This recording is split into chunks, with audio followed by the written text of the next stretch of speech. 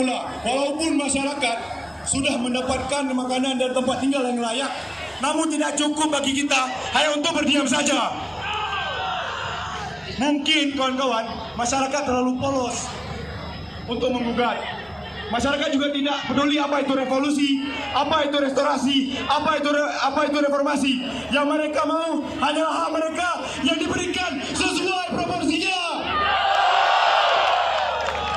Di hari ini, bapak-bapak sekalian yang dititipkan amanah oleh rakyat, tolong Pak, apa harga mahasiswa ini?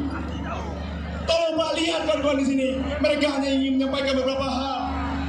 Mereka berdiri berjam-jam. Namun Bapak ada yang meninggalkan ruangan. Bapak enak tinggal di dalam.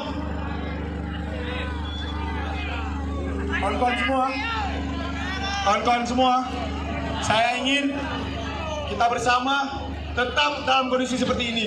Hidup mahasiswa! Hidup mahasiswa! Hidup rakyat Indonesia!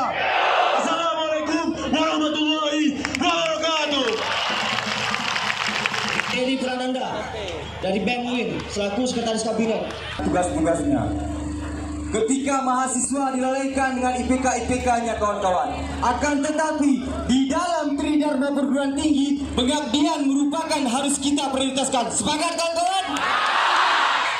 Ini bentuk dari pengabdian kita kepada masyarakat kawan-kawan. Kita adalah ujung tombak dari masyarakat kawan-kawan.